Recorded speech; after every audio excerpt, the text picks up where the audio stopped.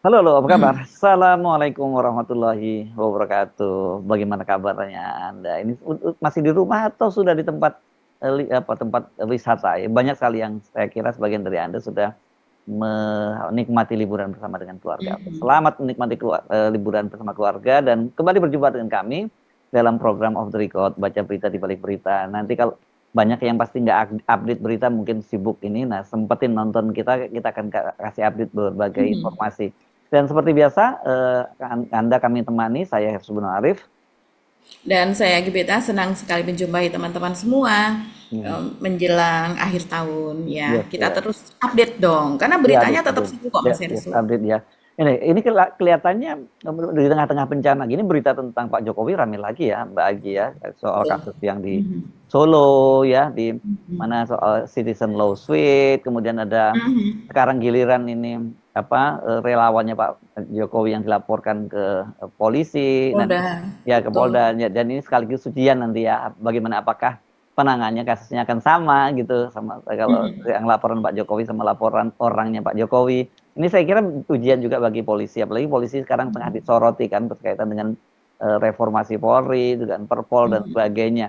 Jadi ini saya kira meskipun apa ya, meskipun kita tidak tahu bagaimana ujungnya, tetap bagus langkah-langkah semacam ini untuk dilakukan untuk menunjukkan apakah betul-betul bahwa hukum itu imparsial gitu ya. Ada Iya. equality before the law, itu yang paling penting ya. Mhm. Sebenarnya kelihatannya saya khawatir itu jadi slogan saja di negara kita ini ya. Nggak apa-apa, tapi mari kita kita saksikan saja ya Mbak Agi ya. Iya, ya. Ini sepertinya antara pembuktian ijazah Jokowi yang diduga palsu dan juga kasus ijazah Gibran yang ijazah SMA-nya itu diduga memang tidak ada. Begitu Hmm. sepertinya ini terus berkejaran Mas Hersu Oh kasusnya. ya, ya, dan hati-hati loh ya Ya. soal ijazah ini, karena ini ada seorang wakil gubernur di Bangka Belitung yang dilaporkan oleh seorang mahasiswa dalam soal ijazah palsu. Hukumannya ternyata berat Mbak Agi. Sangat Pasal-pasalnya, sangat berat. ya banyak itu pasalnya Mbak Agi ya. Serem rupanya ya, kayak gitu gini ya, ijazah palsu ini ya.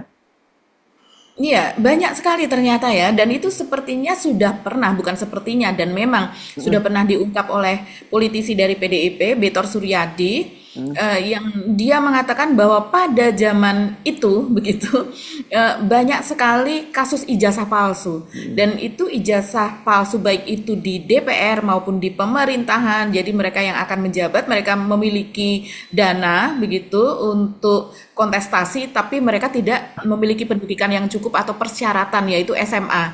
Jadi sehingga banyak sekali dan seringkali mereka tidak hanya memalsukan ijazah SMA tapi juga ijazah Perguruan sarjana. tinggi ya, iya. Gitu. Dalam kasus yang Betul. kasus di apa wakil gubernur Bangka Belitung ini, dia ijazahnya sarjana yang dipersoalkan karena dia mengaku dia punya ijazah tahun 2012, tapi dia terdaftar di Bangkalan Dikti masuknya tahun 2013 dan nggak selesai karena tahun 2014 sudah keluar. Nah, yang menarik itu ternyata si pelapor ini bawa fotokopi ijazahnya, Mbak. Kan kalau Pak Jokowi kan kita sulit untuk mendapatkan ijazahnya aja sulit sekali. Gibran juga begitu ya. Nah, sekarang juga soal kesara ijazahnya itu apa bukan dikti ya, apa Dikdasmen. Dikdasmen juga menutup-nutupi, dan seperti dikatakan oleh Bonatua Silalahi kan dia diancam gitu ya, bahwa boleh lu mengajukan Betul. itu boleh tapi tidak boleh dipublikasikan kan begitu, katanya keterbukaan informasi publik, tapi kok nggak boleh dipublikasikan kan, kenapa nggak boleh dipublikasikan kalau memang itu namanya ijazah kan gitu ya Mbak Gia. Betul, betul sekali Mas Hersu. Dan sebetulnya tidak banyak yang mengetahui loh bahwa Pak Jokowi itu sendiri memiliki sahabat yang seorang pejabat. Ketika itu sama-sama menjabat, Pak Jokowi menjadi wali kota Solo dan sahabatnya ini menjadi Bupati Sragen, Mhm, namanya adalah Untung Wiono. Dia mhm. menjabat dari tahun 2020 kalau tidak salah atau 2021, mohon maaf, tolong dikoreksi. Tapi dia menjabat selama 2 periode. Mhm, Kalau tidak salah sampai tahun 2020 ya. mhm. Jadi selama 2 periode itu dia memakai ijazah palsu untuk pencalonannya Mas Hersu. Dan akhirnya ini kan ya Dan kan kira.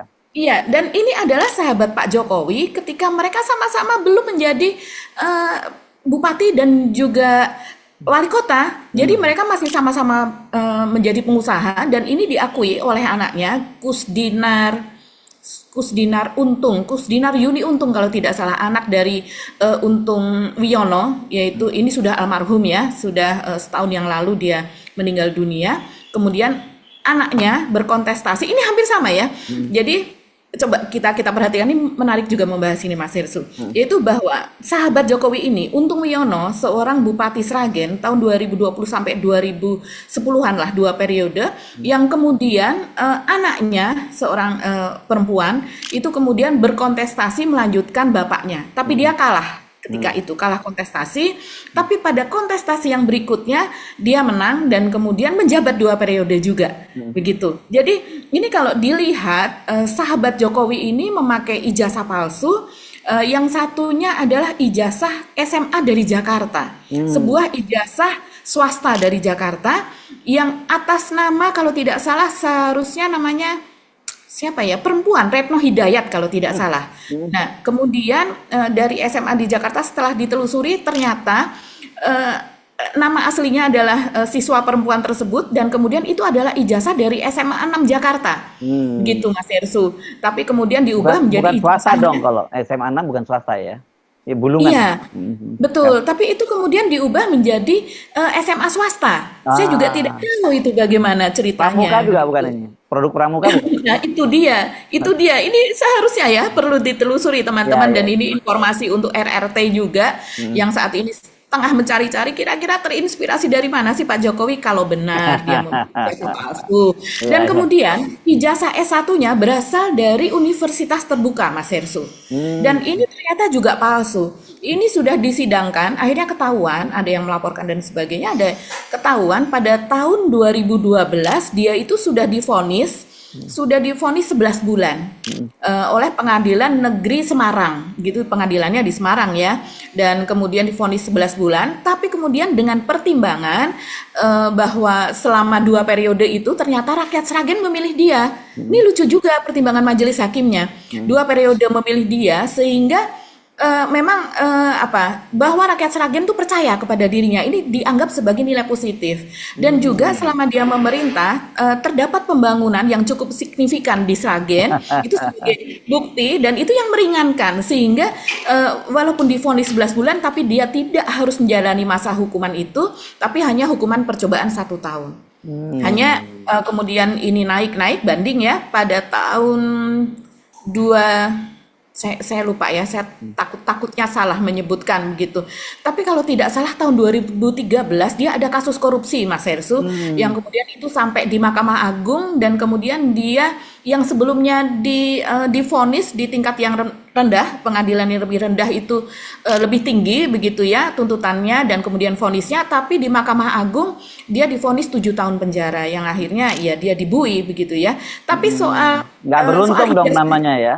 Berarti iya, padahal namanya Untung Wiono. Tapi dia beruntung. Kalau Pak Jokowi sekarang berhasil menaikkan Gibran menjadi wakil presiden, nah ini Pak Untung Wiono almarhum ini berhasil menaikkan anaknya, dan anaknya berpendidikan betulan, ijazah betulan anaknya ya. Berbeda dengan Gibran nih yang sampai sekarang masih dipermasalahkan ijazahnya. Nah, anak perempuan dari Pak Untung Wiono itu bernama Kusdinar itu akhirnya menjabat sebagai Bupati Sragen selama 2 periode dan baru saja digantikan dilantiknya 2025 ya. Pemilihannya kan pada bulan November 2024 itu digantikan oleh yang baru. Jadi ini menarik. Pak dari Kusdinar sendiri mengatakan bahwa mereka bersahabat sangat erat sejak dulu begitu ya, dan kemudian setiap kali ke Solo itu Pak Jokowi pasti selalu mencari ayahnya gitu. Coba ya saya baca nih, saya masih ingat nih linknya dari rri.co.id. Bupati Sragen Kusdinar Untung Yuni Sukawati yang merupakan putri Untung Wiono mengungkapkan setiap ketemu dengan Presiden Jokowi yang selalu ditanyakan kabar Pak Untung. Kemudian juga menitipkan salam. Seperti biasa, beliau kalimat pertama, "Bapak apa kabar?" Terus nitip salam buat Bapak. Ucap Kusdinar Untung Yuni Sukawati dijumpai seusai menyambut kedatangan Presiden Jokowi di Joglo Edukasi Museum Sangiran Sragen Rabu pada tahun 2022 kalau tidak salah. Yuni menyebutkan persahabatan Untung Wiono dan Presiden Jokowi sangat dekat. Keduanya sama-sama pengusaha sebelum menjadi kepala daerah. Persahabatan itu kemudian selalu terjaga sampai kini meskipun Jokowi telah menjabat sebagai Gubernur DKI dan Presiden 2 periode. Ternyata persahabatan beliau luar biasa dari masa lalu, ujar Yuni sapaan akrab Bupati Sragen. Nah, ini kita perlu tahu nih, karena pada tahun 2024 itu sempat ada gabungan ormas di Sragen, itu mereka mengadakan jumpa pers dan itu sempat panas juga ya Mas Hersu. Mereka meminta supaya Untung Wiono ini meminta maaf kepada masyarakat Sragen karena ternyata sesudah bertahun-tahun masyarakat Sragen itu tidak tahu gitu, banyak yang tidak tahu bahwa mantan bupatinya itu adalah menggunakan ijazah palsu gitu, bahkan 2 ijazah begitu. Jadi masih tetap dihargai, mereka masih tetap mengeluh-elukan dan sebagainya. Nah, ini dari mana nih ijazah palsunya Pak Bupati? Jangan-jangan Pak Jokowi terinspirasi dari hal itu kalau betul ijazahnya palsu. Oke, dan satu hal lagi berarti verifikasi di KPU itu juga nggak berjalan dengan baik. Ini 2 kasus yang ada, ini yang kita sebutkan 2 kasus ini, padahal ada kasus-kasus lain juga soal ijazah ini kan. Banyak Mas Hersu. Mas Hersu masih ingat pernyataan dari siapa yang kemarin ya? Dari mantan menteri Menpan RB. Menpan RW. Yudi Krisnadi Menpan RB. Dia sebutnya bahwa perintah untuk menulis ijazah palsu itu dari Pak Jokowi sebenarnya gitu. Ketika dia jalankan katanya gitu, dia bersama Anies yang pada waktu itu menjadi menteri pendidikan. Nah dia reshuffle gitu. Tapi kalau Yudi Krisnadi kan dua-duanya di reshuffle, yang satu jadi duta besar, yang satu ditawari duta besar tapi kan nggak mau Aniesnya ya. Ini menarik ya, kasus-kasus soal ijazah palsu ini, karena sekali lagi kalau kemudian dasarnya itu adalah bahwa itu KPU, kan orang sering ngomong begitu Mbak, kan udah diterima di KPU dan sebagainya kan melalui verifikasi kok masih dipersoalkan. Enggak seperti itu, karena KPU ternyata masih banyak kasus yang lolos soal ijazah palsu ini ya Mbak Agi ya.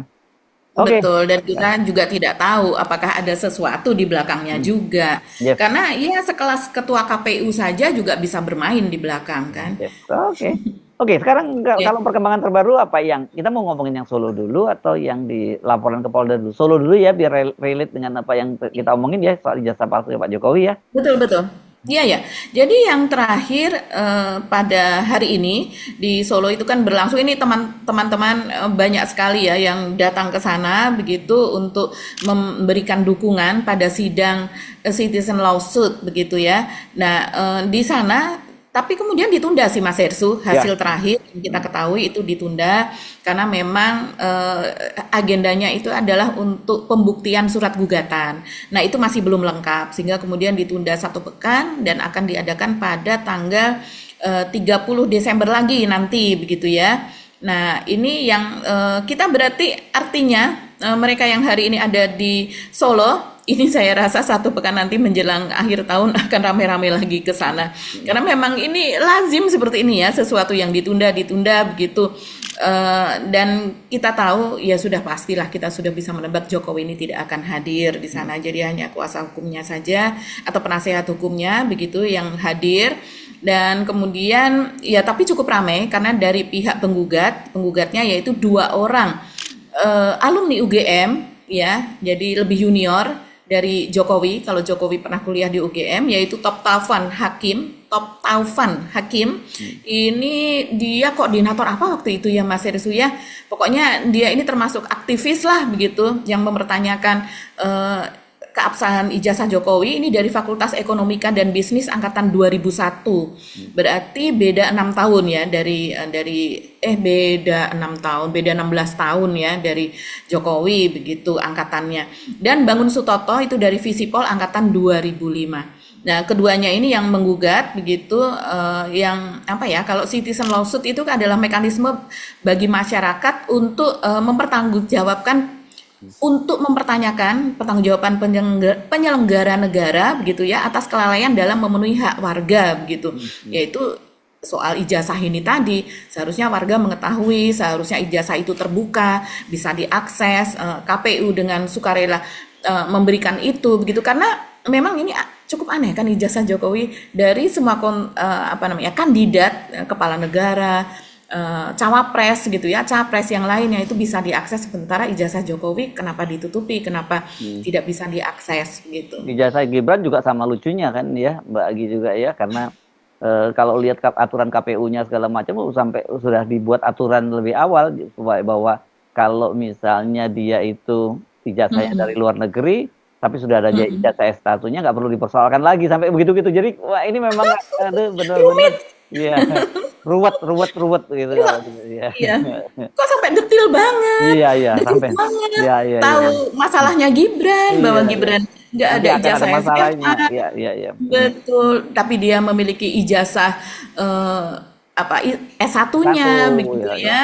Ini Jadi kan kan aneh. Di logikanya Indonesia nggak tadi gitu bisa ya. seperti itu. Logikanya kan kita juga banyak baca influencer yang di Australia dan sebagainya yang kita waktu itu dukung Pak Jokowi yang di Singapura dan sebagainya. Kan orang sudah punya ijazah S1 kok masih dipersoalkan ijazah SMA-nya kan gitu ya, banyak yang masih mencoba membela begitu gitu loh. Tapi Iya. iya, mari kita ikutilah kasusnya seperti apa, karena kemarin Gibran sementara ini menang dia ketika digugat kemarin dalam gugatan perdata ya 125T yang kemarin oleh Iya. siapa namanya Pak Subhan ya, yang di Subhan Palal ya Iya. kalau tidak salah Betul. di Pengadilan Negeri Jakarta Pusat. Dan sekarang ini kemudian katanya alasannya itu harus wilayahnya Pengadilan Tata Usaha Negara, bukan perdata. Jadi sementara dia lega dulu lah, yang 125 triliun udah lewat. Nah ini kasusnya yang lain masih akan terus berjalan. Tapi saya yakin kalau kemudian memang maksudnya melaporkan Roy Suryo dan kawan-kawan itu untuk membungkam mereka, untuk membuat mereka mundur, itu nggak akan terjadi kan gitu. Nggak akan. Mereka sepertinya sudah mewakafkan jiwa dan raganya. Waduh. Kita sepertinya melihat itu ya, karena dari waktu ke waktu begitu RRT dan juga ditambah dengan yang lainnya saat ini menjadi tersangka itu kan selalu sudah kadung juga Mas Hersu, begitu banyak waktu yang tersita untuk hal ini, masa nggak sampai selesai begitu ya. Tapi yang menarik adalah pekan yang lalu itu salah satu relawan tertua Jokowi begitu ya, relawan yang terbentuk di awal-awal, yaitu relawannya tertua atau relawannya itu kan organisasi relawan tertua atau organisasinya. Oh, bukan orangnya relawan tertuanya, bukan. Oke. Iya, organisasi relawannya ini kan terbentuk di awal-awal Jokowi begitu ya. Dia ingin menjadi presiden ketika itu. Jadi Bara JP, Barisan Relawan Jokowi Presiden begitu. Sekarang agak diubah, relawan Jokowi Presiden atau Jalan Perubahan katanya begitu. Ini niru-niru aja, niru-niru Anies ya kalau tidak salah yang pakai perubahan-perubahan begitu ya diksinya. Nah ini Willem Frans Ansanai dan beberapa anggota dari Bara JP ini kan pekan yang lalu baru saja ketemu Jokowi ya, menemui Jokowi. Memang para relawan-relawan ini seperti Joman misalnya, sebelumnya itu Projo tapi sekarang sudah patah arang ya dengan Projo. Kita sepertinya tidak akan ke Solo lagi. Tapi kalau yang Frans Ansani ini kan tetap Mas Hersu secara berkala menemui Jokowi, dan kemudian yang menarik adalah dia mengatakan bahwa Jokowi berpesan supaya mereka konsisten mendukung Prabowo Gibran 2029. Lagi-lagi itu loh. Lagi-lagi soal 2029. Kan Bapak Bara JP sampaikan kepada publik mendukung Prabowo Gibran 2 periode itu sudah kami kerjakan, dan itu kami lakukan di bulan Juni dan bulan September. Nah itu yang kami diskusi dengan Bapak, dan ternyata apa yang kami kemukakan ini mulai kelihatan bahwa semangat Pilpres 2029 itu dari beberapa kelompok partai keluar dari sarang yang tadinya kami Bara JP dikatakan terlalu cepat, terlalu pagi mempromosikan Prabowo Gibran 2 periode. Tetapi rupanya isu yang kami lempar ini mendapat respon feedback lagi bahwa para pihak yang mau maju jadi presiden dan calon wakil presiden di 2029 makin kelihatan. Ada aliran merah, ada aliran biru ya. Sebetulnya bukan soal Prabowo Gibran juga, tapi Gibrannya begitu kan. Tapi Gibrannya yang 2029, yang artinya kalau kita melihat itu di balik itu, kalau Gibran akan dicalonkan kembali 2029, berarti juga soal ijazah Gibran ini tidak boleh lolos, tidak boleh kalah begitu. Karena kalau seandainya kalah ya tidak mungkin Gibran akan lolos lagi misalnya menjadi cawapres, atau bahkan kalau menurut para YouTuber Nusantara atau para pendukung Jokowi yang lainnya, relawan-relawan lainnya kan sudah terus terang ingin supaya Gibran ini naik kelas, jadi menjadi presiden dong, gitu, bukan jadi cawapres dong gitu. Kalau perlu bahkan mungkin bukan 2029 tapi dipercepat lagi begitu ya. Jadi itu pesan dari Jokowi yang diungkap oleh Frans Ansane, yaitu Ketua Umum Bara JP, supaya mereka tetap teguh begitu ya, mempertahankan dan memperluas dukungan agar Gibran ini naik lagi 2029. Yang kata Ansane itu sudah dilakukan sebelumnya bulan Juni dan kemudian bulan September. Berarti bertahap ya ini. Nah, ya. Setiap kali saya mendengar relawan seperti ini, saya bertanya-tanya apa yang membuat mereka seperti itu gitu. Kok kayaknya apa betul kalau orang Jawa nyebutnya pejah gesang derek Jokowi gitu ya, hidup mati ikut Jokowi itu apa yang karena coba deh saya sedang berpikir-pikir apa ya kenapa orang kemudian jadi tersihir pada Jokowi, dan kemudian juga kok ikut-ikutan tersihir kepada anaknya Gibran Rakabuming yang oleh para netizen tiap hari dibully gitu. Mungkin juga kita tidak tahu ya Mas Ersu apa sesungguhnya gitu alasannya, apakah karena ideologi atau apa, ataukah karena profil dari Jokowi. Tapi yang jelas kan ada sebuah, enggak lah Mbak, ideologi itu misalnya kayak Bung Karno, kayak PDIP dengan Soekarno kan gitu kan, bagaimanapun juga Pak Karno kan proklamator ya, kemudian juga cerdas, juga tampilannya gagah, ganteng dan sebagainya. Saya sih wajar kalau banyak orang teriwir-kiwir gitu kan Bung Karno gitu, tapi kalau dengan Gibran dan juga termasuk Pak Jokowi saya bingung aja gitu. Itu yang membuat saya jangan-jangan kitanya yang salah gitu kan, kenapa nggak melihat itu gitu. itu kan Mas Hersu. Iya saya. Masih Tapi mau kalau balas ya. menurut mereka, Iya. kalau menurut mereka ini kan mungkin berbeda, Mas Hersu. Iya, Coba, Mas Hersu ingat tidak ada sebuah video yang viral, ada orang yang memang mengutamakan soal itu. Wah, Bung Karno dia memiliki pesan-pesan gitu yang original, begitu kan, yang genuine gitu. Kalau Bung Karno kan kita, wow kayak gitu. Tapi Jokowi orang menganggapnya tidak demikian gitu. Tapi kan kita tidak tahu ya. Dan ada sesuatu yang lain juga ya Mas Hersu, seperti misalnya sebuah video pendek yang sangat viral, yaitu di mana para pendukung Jokowi ini kemudian didatangkan ke sebuah tempat. Ini sangat mudah untuk dicari di internet ya. Dan kemudian diwawancara, ditanya oleh salah satu YouTuber Nusantara, kalau tidak salah namanya Agri Fanani. Agri Fanani ini kita pernah juga lihat videonya, dia sowan ke Jokowi begitu. Jadi dia bilang juga secara berkala begitu sowan bertemu dengan Jokowi. Ini salah satu YouTuber Nusantara tersebut yang usianya, kalau melihat usianya dari penampakannya secara fisik memang sudah termasuk yang tua lah begitu, yang senior begitu ya.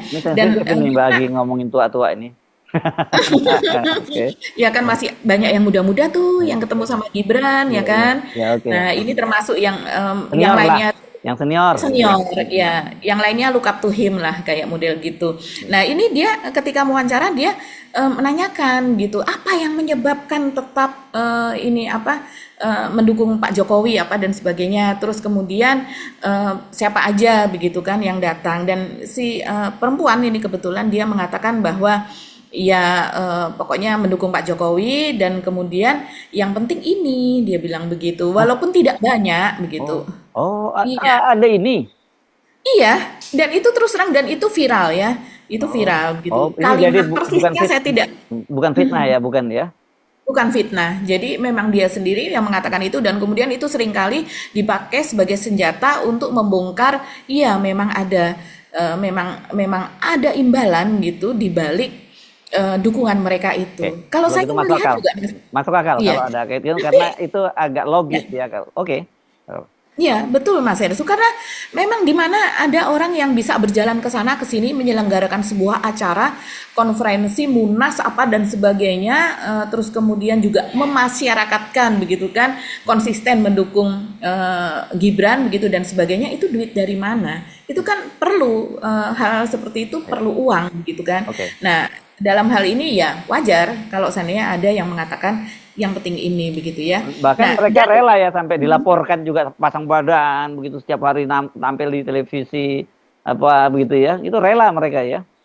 betul, betul, iya, itu rela Mas Hersu. Dan kalau kita telusuri apa pekerjaan dia yang sebetulnya, Hmm. kan seringkali dicari. Kalau misalnya ini yang mempersoalkan seperti Roy Suryo begitu ya, mempersoalkan hal ini apa pekerjaan dia? Ya kita tahu Roy Suryo, eh, ya dari ya dia kerabat dari bangsawan lah dari Jogja begitu. Ayahnya juga seorang dokter kalau tidak salah, profesor juga di UGM, dan kemudian dari keluarga yang terpandang yang kita tidak ingin mengulik harta kekayaan Mas Roy begitu, tapi kita tahu lah gitu ya, kaum bangsawan di Jogja itu mereka memiliki ya misalnya lahan, tanah, rumah apa dan sebagainya, benda-benda pusaka yang nilai, jangan salah loh, mereka yang ada di istana di daerah-daerah, mereka para sultan di daerah itu salah satu harta kekayaannya adalah benda-benda pusaka gitu. Dan itu seringkali siapa yang menjadi sultan kemudian menjadi ramai karena ada benda pusaka yang dijual di apa dan sebagainya begitu kan, itu harganya bisa miliaran bahkan puluhan miliar. Nah, iya, kita tidak membicarakan itu dan nggak tahu Mas Roy punya benda pusaka atau tidak, tapi kita tahu bahwa mereka yang mempersoalkan ini orang-orang yang settle begitu ya, seperti Dokter Tifa, dia juga menjadi dokter, dia menjadi konsultan apa dan sebagainya, anaknya pun juga sekolah di luar negeri begitu ya, jadi cukup settle. Dan Dokter Rismon begitu juga sama ya seperti itu. Jadi memiliki karya-karya, memiliki copyright untuk tulisan-tulisannya apa dan sebagainya, kekayaan intelektualnya begitu dia memiliki juga. Jadi sementara kalau dari pihak Jokowi, kalau yang kita lihat satu persatu misalnya apa begitu ya, apa ini sebenarnya mereka pekerjaannya sehari-harinya selain tampil di televisi, selain mereka datang ke diskusi-diskusi, terus kemudian pergi ke Solo begitu untuk recharge mungkin ya, ketemu Jokowi, kemudian bergerilya lagi di Jakarta dan sebagainya. Jadi ya memang kalau melihat kemarin Bara JP ketemu sama Pak Jokowi begitu ya Mas Hersu, ya kita tidak memiliki bukti, tapi kita bisa menduga lah kenapa mereka bisa mendukung Pak Jokowi begitu. Ya. Nah, selain itu, Mas Hersu, selain untuk 2029 itu pesan dari Jokowi, selain itu adalah tampaknya dia sudah membuat ancaman lah ya, karena menurut Bara JP itu RRT ini, Roy, Rismon, dan Tifa itu tidak akan dimaafkan.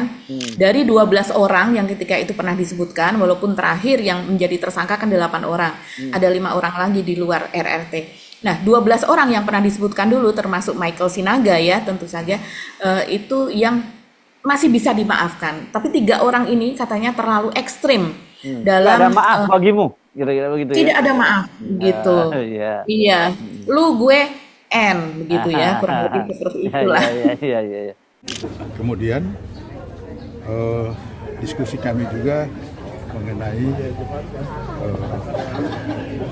para pihak atau orang-orang yang terus memperkeruh situasi bangsa dan negara kita, masyarakat kita tentang ijazah Pak Jokowi. Nah, kami juga tahu bahwa ijazah Pak Jokowi sudah disampaikan dan dalam gelar perkara sudah disampaikan oleh penyidik, ijazahnya Bapak itu asli. Jadi yang diributin ini yang palsu. Yang palsu macam apa kita nggak ngerti. Tapi yang pasti ijazah Pak Jokowi yang asli itu sudah dipublikasikan, sehingga kami mendorong pihak kepolisian untuk segera setelah menetapkan tersangka, mereka yang membuat atau mendegradasi Pak Jokowi tentang ijazahnya itu ada efek jerah. Nah, diskusi kami dengan Pak Jokowi juga menyampaikan bahwa waktu kami bertanya apakah semua akan tidak dimaafkan misalnya 12 nama. yang ada 12 nama itu. Nah ternyata Pak Jokowi bilang saya bukan tipikal orang yang tidak pemaaf. Jadi yang pasti tidak semua.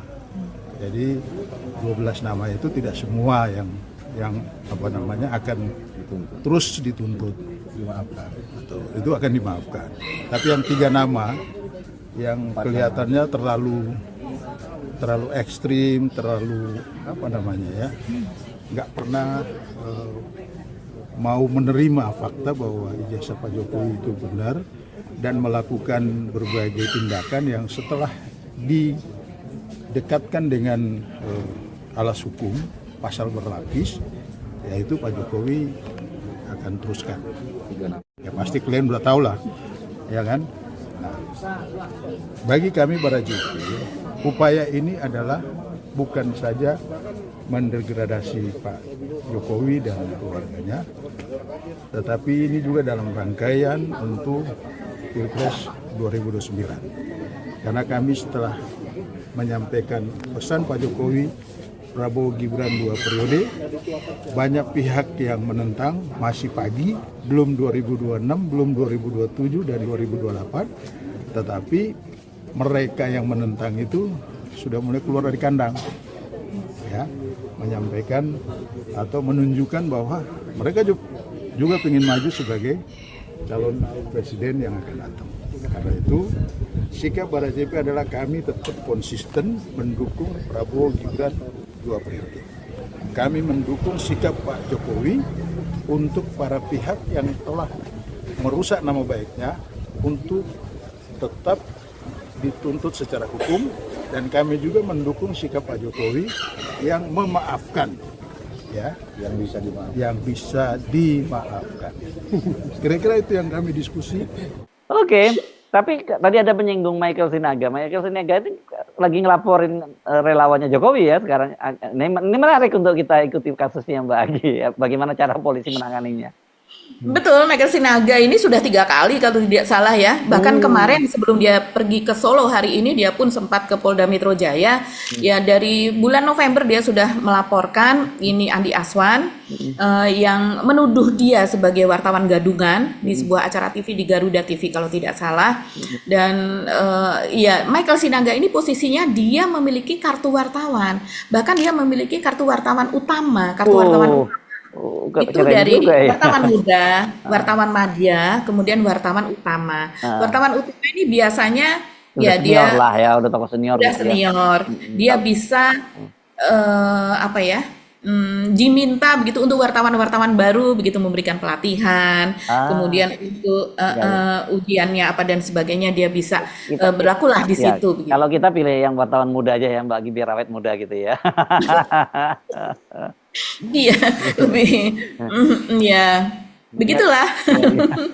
Iya. Dan ini menarik Mas Hersu ya, karena kita ya seperti kata Mas Hersu, bagaimana nanti Polda ini akan menyikapi ini memperlihatkan kan netral atau tidak begitu. Karena kenyataannya memang pada saat acara rakyat bersuara itu yang saya juga ikuti pada malam itu bagaimana Joshua Sinambela yaitu ahli yang digunakan oleh polisi, oleh Polda, dan juga digunakan oleh UGM untuk berbicara soal ijazahnya Jokowi ini yang digugat ini, ternyata malah berhadapan-hadapan dengan Andi Aswan. Yaitu bagaimana Andi Aswan itu dia mengatakan saya memiliki kopi ijazah Jokowi yang asli, begitu scan, bukan kopi ya, malah scan asli dari ijazah Jokowi. Dan kemudian Joshua Sinambela ini tidak mau membuat penelitian, dibilang saya sudah melakukan penelitian begitu bahwa ijazah Jokowi asli, tapi yang diteliti bukan hasil scan dari Andi Aswan, tapi dia menggunakan unggahan dari Sandi Dian Utama, yaitu kader PSI. Yang ketika itu di panggung mereka saling berhadapan-hadapan, dan kemudian ketika ditanya kenapa tidak menggunakan scan yang diklaim asli oleh Andi Aswan, dia mengatakan saya begitu terbata-bata dia mengatakan, dan akhirnya mengatakan karena saya tidak tahu sumbernya Andi Aswan itu dari mana.